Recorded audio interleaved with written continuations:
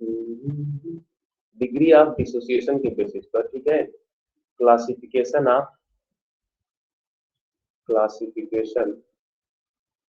Of electrolytes electrolytes का classification जो है based on degree of dissociation, ठीक है, अल्फा, मतलब कितना टूट रहा है, कोई 100% टूट जा रहा है, कोई 100% नहीं टूटता है, ठीक है। उसी बेस पर दो मतलब कैटेगरी में इलेक्ट्रोलाइट्स को डिफाइन कर दिया गया है, क्लासिफाई कर दिया गया है। एक स्ट्रॉन्ग इलेक्ट्रोलाइट और एक हमारा है वीक इलेक्ट्रोलाइट, ठीक है। वीक इलेक्ट्रोलाइट नहीं है, इक्विलिब्रियम नहीं पड़े, कोई दिक्कत नहीं है, अब टेंशन मत लेना, ठीक है। ये सारी चीजें वहीं से उठाई गई है और आपको बताया जा रहा है, और यहाँ से दो टर्म लिखा हुआ मिलेगा, ठीक है, स्ट्रॉन्ग इलेक्ट्रोलाइट और वीक इलेक्ट्रोलाइट। अब पढ़ते हैं हम स्ट्रॉन्ग को पहले, ठीक है, इसको हम पहले पढ़ेंगे, उसके बाद वीक को हम पढ़ेंगे, ठीक है। हाँ, पहले देख लें क्लास में कितने अटेंड हुए हैं थोड़ा, ठीक है। क्लास के टॉपर अटेंड हो गए सभी लोग, बाकी जो नहीं हुए हैं वो अपने घर पे है, अपने सो रहे होंगे। जो भी हो, फिर से रिमूव करने की प्रोसेस एक बार शुरू होगी और उन्हें रिमूव कर दिया जाएगा। देखो स्ट्रॉन्ग इलेक्ट्रोलाइट, ठीक है, स्ट्रॉन्ग इलेक्ट्रोलाइट को फोकस करो कि स्ट्रॉन्ग इलेक्ट्रोलाइट क्या होता है।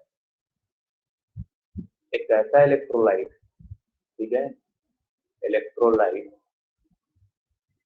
which are completely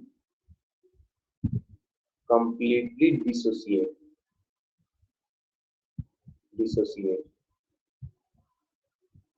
in aqueous solution or molten state, ठीक है ना। कंप्लीटली डिसोसिएट मतलब आयोनाइज हो जाना, डिसोसिएट का यही पे यही चीज निकालना आप लोग, आयंस में क्षण से टूटे टूट जाना, आयंस में टूट जाना, ठीक है, आयंस में टूट जाना। तो अगर कंप्लीट डिसोसिएट हो जाता है तो वो स्ट्रॉन्ग इलेक्ट्रोलाइट होता है, ठीक है ना। स्ट्रॉन्ग इलेक्ट्रोलाइट मतलब जैसे, क्योंकि वो अच्छा सॉल्यूशन हो जाएगा, वो ज्यादा से ज्यादा इलेक्ट्रिसिटी पास करेगा, इसीलिए उसको स्ट्रॉन्ग इलेक्ट्रोलाइट बोलते हैं। अब स्ट्रॉन्ग का मतलब ये मत सोचना ये टूटेगा ही नहीं, आयन में टूटेगा ही नहीं, ऐसा नहीं है। जैसे मान लो यह स्ट्रॉन्ग इलेक्ट्रोलाइट है कोई एबी, ठीक है, अगर ये स्ट्रॉन्ग इलेक्ट्रोलाइट है, अगर इसको हम स्ट्रॉन्ग इलेक्ट्रोलाइट मान लें तो इसको हम मान के चलते हैं कि 100% डिसोसिएशन हो जाता है। अब 100 नहीं मतलब कि 95, 99, 98, लेकिन 100% डिसोसिएशन होगा और ये अपने आयंस में क्या होगा, टूट जाएगा, ठीक है। अब ये आयंस में टूट जाएगा तो ये इक्विलिब्रियम में नहीं आ पाएगा, ठीक है, ये वापस ये आयंस टूट मिलकर इसको मतलब रिएक्टेंट जो है वापस रिवर्सिबल नहीं हो सकता, ये हमेशा ये टूटा हुआ रहेगा पूरा 100% डिसोसिएशन। इसीलिए अल्फा की वैल्यू जो होती है, मैंने पहले भी पढ़ाया है इक्विलिब्रियम में, जब वहां पर अल्फा की वैल्यू 100% डिसोसिएशन के लिए क्या होती है, 1 होती है, ठीक है ना, अल्फा की वैल्यू। अब देखो 100% डिसोसिएशन बोलो या फिर 100% आयनाइजेशन बोलो, ठीक है, अल्फा की वैल्यू 100% आयनाइजेशन के लिए 1 होती है और लेस देन 1 रहती है इक्विलिब्रियम के लिए, ठीक है। मतलब स्ट्रॉन्ग इलेक्ट्रोलाइट के लिए जो अल्फा की वैल्यू होती है वो क्या होती है, 1 होती है। क्यों क्यों होती है, क्योंकि 100% डिसोसिएशन होता है, 100% डिसोसिएशन होता है। अब डिसोसिएशन बार बार कह रहा हूँ कि आयंस में टूट जाना। मान लो एबी मॉलिक्यूल है, इसको हम सॉल्यूशन में डाल दिए, ठीक है, हमने सॉल्यूशन में डाल दिया तो यह एक्वस सॉल्यूशन में अपना आयंस में क्या हो गया है, ये टूट गया है, ठीक है। तो उसी को डिसोसिएशन बोलते हैं। अगर पूरा का पूरा टूट जाता है तो 100% डिसोसिएशन। तो ऐसा इलेक्ट्रोलाइट जो पूरा का पूरा टूट गया उसको स्ट्रॉन्ग इलेक्ट्रोलाइट बोलते हैं। ओके, चलो देखते हैं एग्जांपल में क्या क्या आता है, इसके अंदर क्या क्या है खजाना। ठीक है, स्ट्रॉन्ग इलेक्ट्रोलाइट के अंदर स्ट्रॉन्ग एसिड। ठीक है, स्ट्रॉन्ग एसिड, जो स्ट्रॉन्ग एसिड होती है वो स्ट्रॉन्ग इलेक्ट्रोलाइट होता है। एग्जांपल में देखो, आप लोग याद रखना इस चीज को, H2SO4 हो गया। ठीक है, HCl होगा। जितनी मिनरल एसिड होती है, आपको पता है ना, मिनरल एसिड जो होती है 10th में पढ़े हो कि मिनरल एसिड जो होती है स्ट्रॉन्ग एसिड होती है, और जो ऑर्गेनिक एसिड होती है वो वीक एसिड होती है, जो किसी एनिमल या प्लांट से निकलती है। ठीक है, तो H2SO4, HCl ये सब मिनरल एसिड होती है। नाइट्रिक एसिड हो जाती है। ठीक है, HClO4 हमारा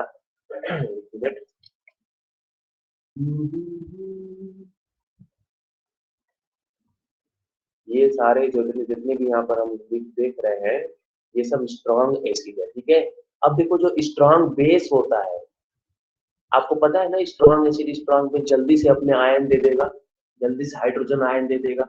ठीक है, ज्यादा कंसंट्रेशन में देगा, उसको स्ट्रॉन्ग एसिड बोलते हैं। अर्हेनियस इक्वेशन याद है? अरे सॉरी, अर्हेनियस डिफिनेशन, H+ आयन देता है, उसका कंसंट्रेशन ज्यादा रहता है तो वो स्ट्रॉन्ग एसिड, कंसंट्रेशन कम रहेगा टूटने पर। ठीक है, कंसंट्रेशन कम देगा। ठीक है, आयन से कम देगा तो वो वीक एसिड, अर्हेनियस डिफिनेशन जो थी। देखो अभी स्ट्रॉन्ग बेस क्या हो जाता है, ये भी स्ट्रॉन्ग इलेक्ट्रोलाइट होता है, जल्दी से OH दे देगा ये, और ज्यादा से ज्यादा मतलब 100% डिसोसिएशन हो जाएगा। ठीक है, KOH मतलब एल्कली जो है ना, alkali.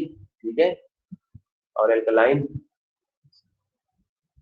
Caesium hydroxide, rubidium hydroxide. ठीक है, ये सब स्ट्रॉन्ग बेस हैं, ये सब क्या होंगे, 100% डिसोसिएशन हो जाएगा इसका। ठीक है, जैसे जाएगा। और ऑल सॉल्ट बोल दिया जाता है, जितना भी सॉल्ट होता है। ठीक है ना, ऑल सॉल्ट, उसमें मान लो कि जैसे कि हमारा NaCl हो गया, KCl हो गया। ठीक है, कॉपर सल्फेट हो गया। अब ये सब मैं कह रहा हूँ ना कि केमिस्ट्री कोई ऐसी चीज नहीं है कि एक चैप्टर पढ़ लिया आपको केमिस्ट्री पूरी आ गई। शुरू से सारी चीजें पढ़ते पढ़ते पढ़ते पढ़ते तब जाके कॉम्पिटिटिव लेवल का इतना भी क्वेश्चन होगा जो हर एक चैप्टर को कनेक्ट करके पूछता है, वो चीजें कर पाओगे अच्छे से। तो आसान है, अगर रिवीजन होता रहे बार बार आपका तो आसान है। रिवीजन करना बंद कर दो तो मुश्किल हो जाएगा। Sodium chloride, potassium chloride, copper sulphate. ठीक है, ये हमारा क्या हो जाएगा, ये सब के सब जो यहाँ पर दिख रहे हैं आपको स्ट्रॉन्ग एसिड है, स्ट्रॉन्ग बेस है, और ऑल सॉल्ट है, मतलब स्ट्रॉन्ग इलेक्ट्रोलाइट कहना चाह रहा हूँ मैं। ये सब स्ट्रॉन्ग इलेक्ट्रोलाइट है। अब ये अगर आप देख रहे हैं स्ट्रॉन्ग इलेक्ट्रोलाइट, तो ऑप्शन में अगर देख लिया कि इसमें इनमें से कौन सा स्ट्रॉन्ग इलेक्ट्रोलाइट है, तो ये सारी चीजें जानते रहोगे तभी तो बता पाओगे। ठीक है, अब आगे बढ़ते हैं वीक इलेक्ट्रोलाइट्स की तरफ।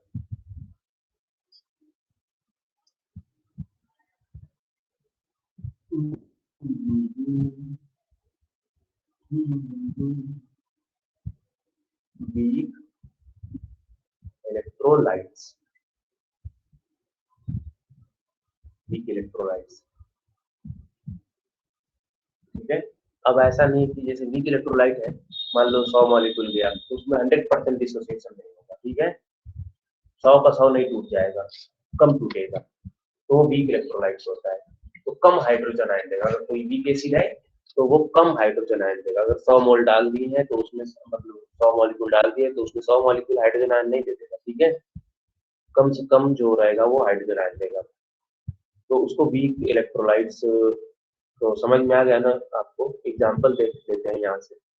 जो 100% डिसोसिएशन नहीं होगा एक्वस सॉल्यूशन या मोल्टन मोल्टेन स्टेट में, आयोनाइज्ड नहीं होगा जो 100%, उसी को वीक इलेक्ट्रोलाइट बोलेंगे। एग्जांपल देख लो यहाँ पर पहले, वीक एसिड, वीक एसिड। ठीक है, जैसे यहाँ पर हो जाता है हाइड्रोजन साइन है, HCl हो गया, CH3COH, ऑर्गेनिक एसिड मैंने बताया ना आपको। ठीक है, SCOH। ठीक है ना, H2CO3, CO4। ठीक है, एटसेट्रा, ठीक है ना। कार्बोनेट एसिड हो जाता है, ठीक है, carbonic acid, phosphoric acid, formic acid, acidic acid, hydrogen cyanide, ये सब वीक एसिड में आते हैं, ठीक है। ये जब भी जाएंगे ना तो पूरे के पूरे जितने भी मॉलिक्यूल होंगे सॉल्यूशन के अंदर हाइड्रोजन नहीं दे देंगे, ठीक है। ये नहीं कि मान लो कि अगर 100 मॉलिक्यूल हम डाल दिए हैं एसिटिक एसिड का तो वो 100 का 100 हाइड्रोजन आयन दे देगा, नहीं देगा वो, ठीक है ना। तो इसीलिए वो वीक इलेक्ट्रोलाइट्स में आएगा। और यही मैंने नोट करके वहां बताया है, ठीक है। For weak electrolyte, for weak electrolyte, for weak electrolyte alpha की वैल्यू क्या होगी, 1 होगी। अल्फा की वैल्यू क्या होगी, <1 होगी। यही याद रखो, ठीक है, <1 होगी। अब चलते हैं थोड़ा सा आगे, ठीक है। आयनिक इक्विलिब्रियम, यहाँ से मैं कह रहा हूँ ना कि सारी चीजें आपको धीरे धीरे कुछ पीछे नहीं जाना पड़ेगा आपको कि जाओ जाओ भाई जाओ रिवीजन करके आओ, ठीक है। आयनिक इक्विलिब्रियम देखो क्या होता है।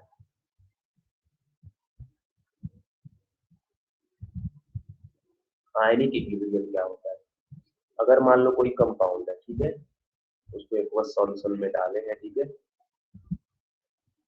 तो उसके आयंस जो होंगे वो भी एक्वस सॉल्यूशन में होंगे वाटर के अंदर। ये जो दिख रहा है ना इसी को हम आयनिक इक्विलिब्रियम बोलते हैं।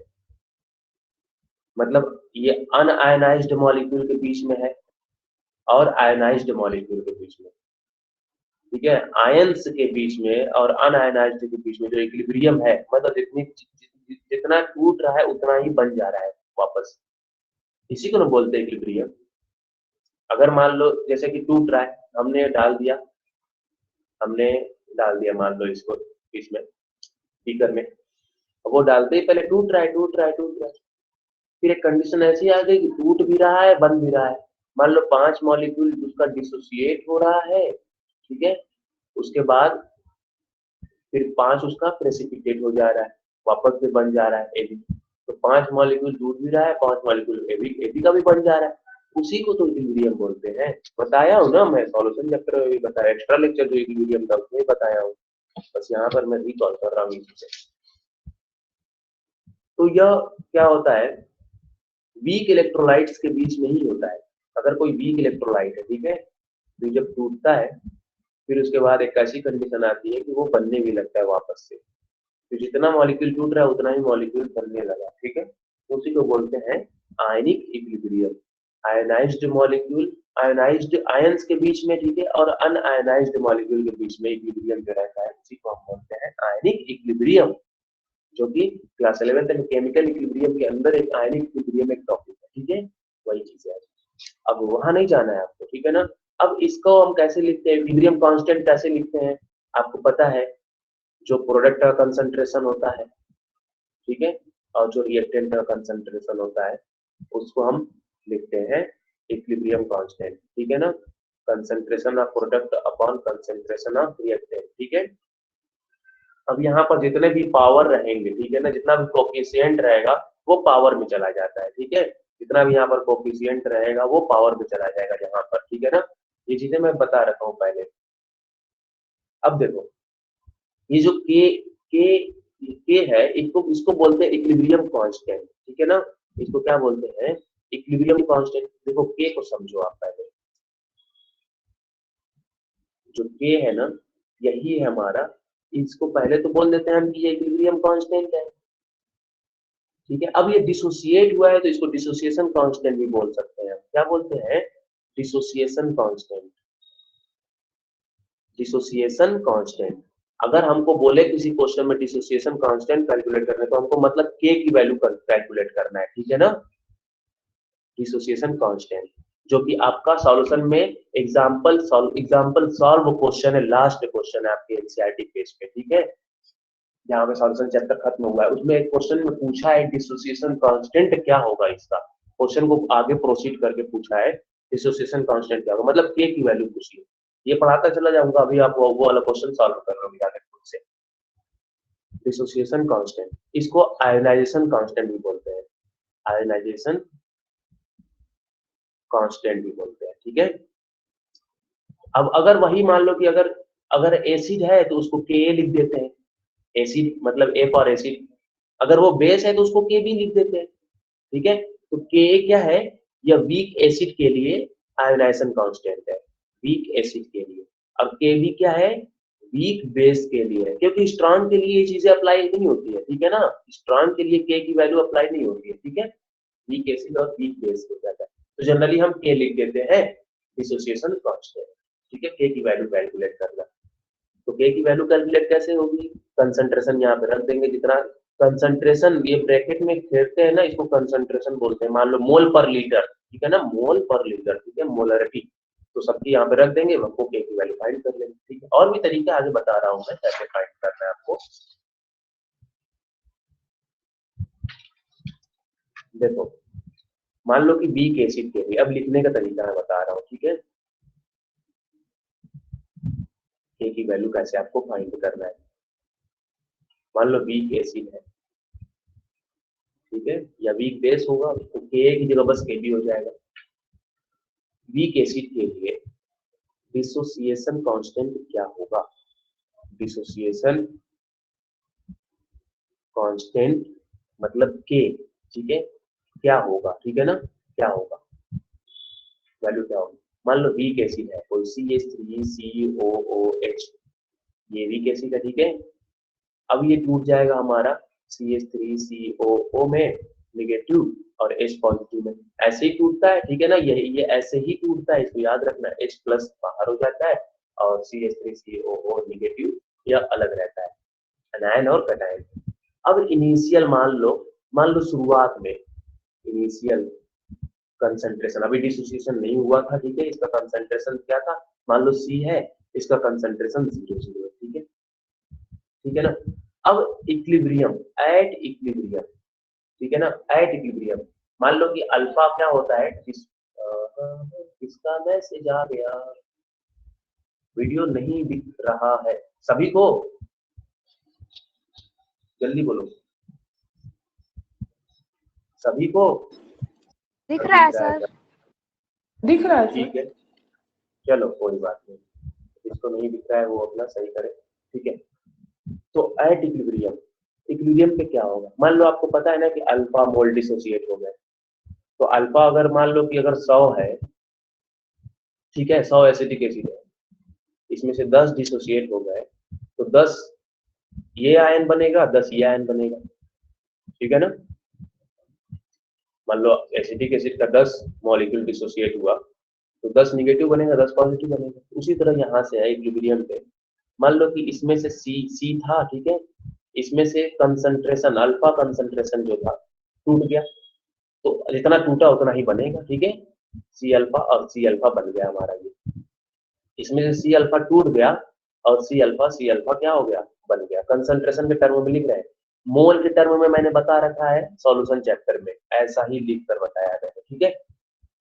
तो अब देखो, अगर आपको इसको आगे बढ़ाना है, के की वैल्यू अगर लिखनी है, तो यहाँ से अगर के की वैल्यू लिखोगे, एसिड है तो चूंकि एसिड है तो यहाँ पे के लिख देते हैं, ठीक है, जनरली हम के भी लिख सकते हैं ताकि पता भी चल जाता है कि एसिड है। तो कंसंट्रेशन क्या लिखेंगे हम, प्रोडक्ट इक्विलिब्रियम पे ही लिखते हैं, के की वैल्यू हम कब लिखते हैं, इक्विलिब्रियम पे, इनिशियल पे नहीं। इक्विलिब्रियम पे क्या होगा, प्रोडक्ट का कंसंट्रेशन अपॉन रिएक्टेंट का कंसंट्रेशन, तो प्रोडक्ट में क्या है हमारा CH3, ठीक है, CH3 है, CH3 COO निगेटिव, कोफिशिएंट 1 है तो 1 पावर में लिखते नहीं है, H प्लस है, अपॉन में हम क्या लिखेंगे, एक मिनट,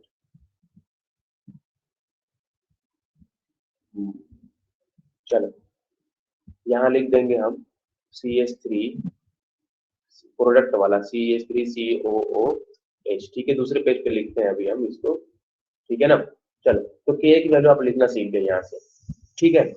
और यहाँ देखो कंसंट्रेशन CH3 का C अल्फा है, H प्लस का C अल्फा है एट इक्विलिब्रियम पे, और CH3CO का क्या है, C माइनस C अल्फा, ठीक है ना। अब देखो आगे लिखते हैं हम इसको, यहाँ पे फिर के वो इक्वेशन लिख दे रहे हैं ना, ताकि इक्वेशन लिखने की जरूरत नहीं है, क्यों मैं इतना काम करूं, ठीक है। तो के की वैल्यू हमने लिखा है पहले CH3 COO नेगेटिव और H पॉजिटिव, यही लिखना अगर सीख जाओगे ना तो क्वेश्चन कर लोगे CH3COOH। ठीक है,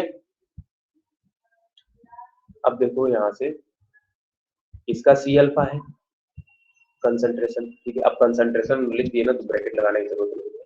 मान लो कि कंसंट्रेशन जितना दिया है मोल पर लीटर वो लिख दिया। ठीक है, और इसका भी क्या है, हमारा C अल्फा है और नीचे क्या है C माइनस C अल्फा। ठीक है, तो K की वैल्यू हम यहाँ से लिख सकते हैं C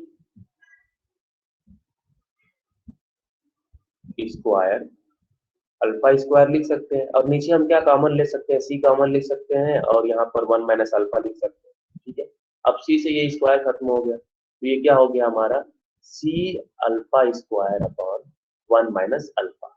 अब देखो K की वैल्यू वीक इलेक्ट्रोलाइट है ना, वीक इलेक्ट्रोलाइट रहेगा तो K की वैल्यू क्या आएगी हमारी C alpha square upon 1 minus alpha. अब जाके वो वाला क्वेश्चन सॉल्व कर लो, सॉल्यूशन में जो दिया है लास्ट में एग्जाम्पल में, यही यही इसी फॉर्मूले पे कंसंट्रेशन रख दो, अल्फा की वैल्यू रख दो, क्वेश्चन के डिसोसिएशन कांस्टेंट की वैल्यू निकल जाएगी। ठीक है, तो dissociation constant for weak electrolytes, dissociation constant, इसको भी आगे भी बढ़ाएंगे हम थोड़ा, dissociation constant for weak electrolytes. ठीक है ना, वीक इलेक्ट्रोलाइट क्या आया हमारा dissociation constant for weak electrolyte, K is equal to C alpha square upon 1 minus alpha. यही फार्मूला आपको रख देना है इसी पे क्वेश्चन। सी कंसंट्रेशन जितना दिया है इलेक्ट्रोलाइट्स का वो कंसंट्रेशन रख देना है। ठीक है, अल्फा की वैल्यू रख देनी है। ठीक है, और वन ऑफ फैक्टर से वहां पे अल्फा की वैल्यू कैलकुलेट की गई होगी। ठीक है, उस क्वेश्चन को जाकर देखना अभी का अभी। अब देखो आगे बढ़ते हैं इसमें।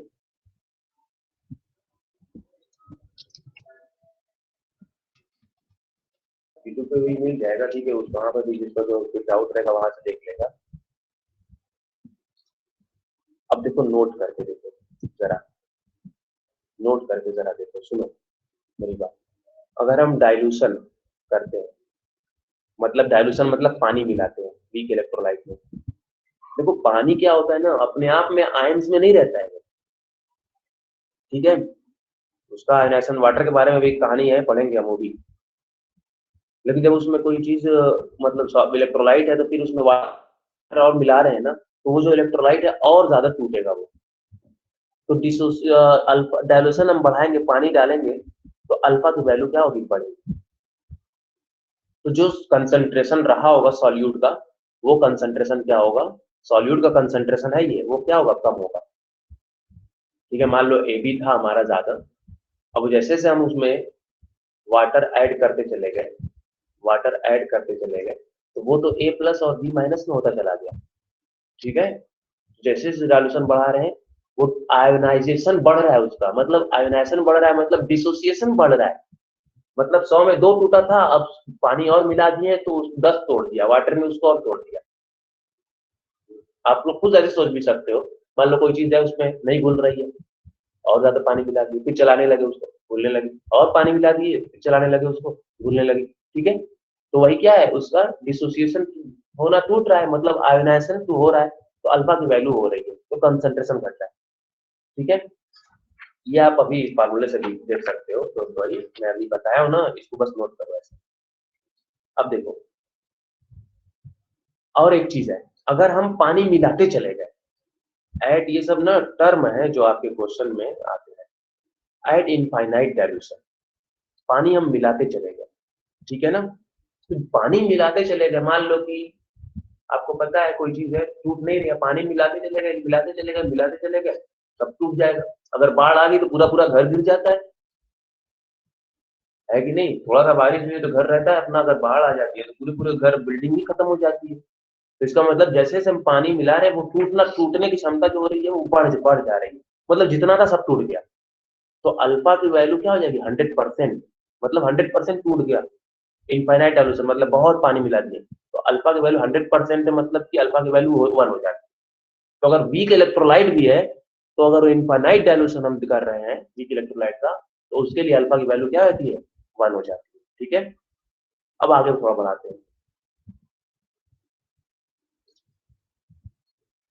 अगर मान लो कि K a is equal to C alpha square upon 1 minus alpha, यही हमने फार्मूला कैलकुलेट किया, याद रखना इस फार्मूले को, जरूरत पड़ेगी इसकी।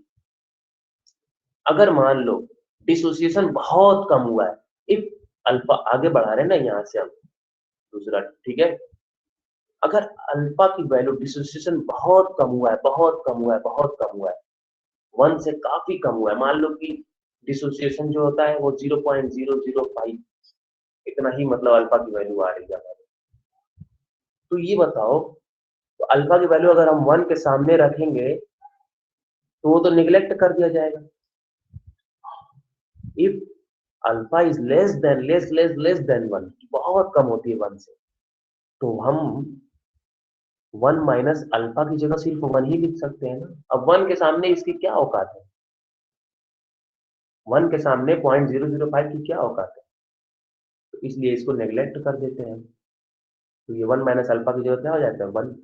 तो के की वैल्यू यहाँ से क्या हो जाती है, सी अल्फा स्क्वायर। तो देखना अगर कंसंट्रेशन अल्फा का बहुत कम है, ठीक है, तो क्वेश्चन में मेंशन हो जाता है कि बहुत, मतलब अल्फा की वैल्यू बहुत कम है 1 से, ठीक है, तो हम अल्फा को नेग्लेक्ट करके सी अल्फा स्क्वायर की वैल्यू भी निकाल देते हैं, तो हमको डिसोसिएशन कांस्टेंट पता चल जाता है।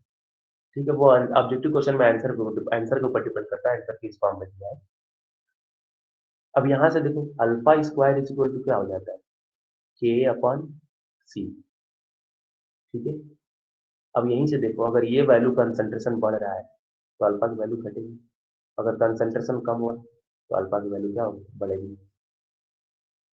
तो यहाँ से अल्फा इज इक्वल टू क्या होता है, अंडर रूट के अपॉन सी, ये भी एक फार्मूले है, ठीक है ना। ये कब आता है, अल्फा की वैल्यू अगर बहुत कम होती है, ठीक है।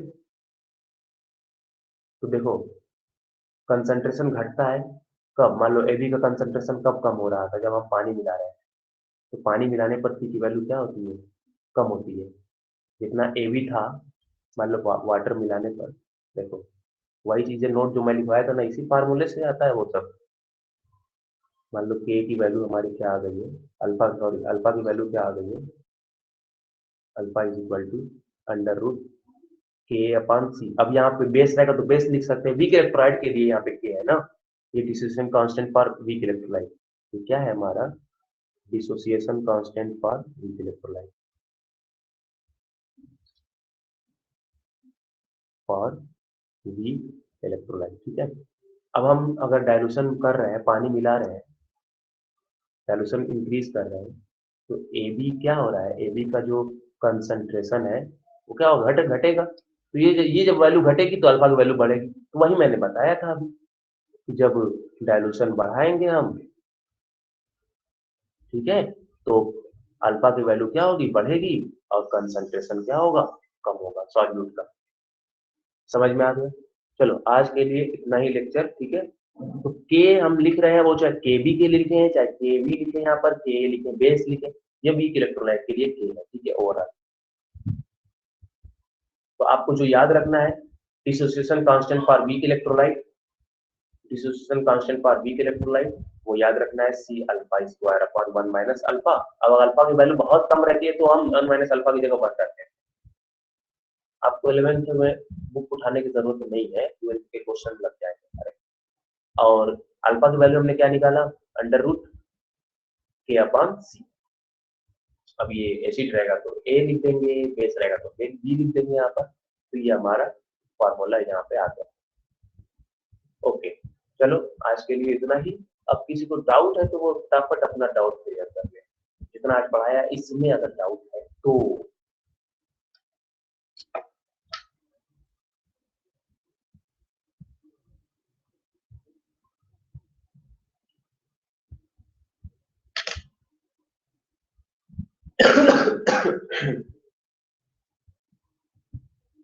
हाँ थोड़ा सा देख ले, टाइम बचा है, कुछ लोग हैं इसमें, अभी भागना मत, कॉपी देख ले इसकी इसकी। इन लोग की कंप्लीट है, जितने भी हैं सबकी कंप्लीट है, कंप्लीट है, कंप्लीट है, कंप्लीट है, कंप्लीट है। प्रीति तुम्हारी कॉपी कंप्लीट हुई, माइक ऑन करो।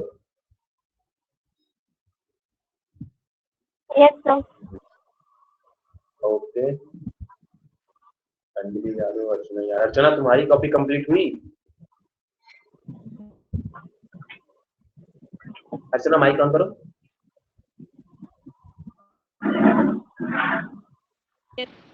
Belated happy birthday. पहले बताओ अब तुम्हारी कॉपी कंप्लीट हुई? सर थोड़ा बहुत बाकी है अभी। थोड़ा बहुत बाकी है, कितना बाकी है जरा बताना। यस अब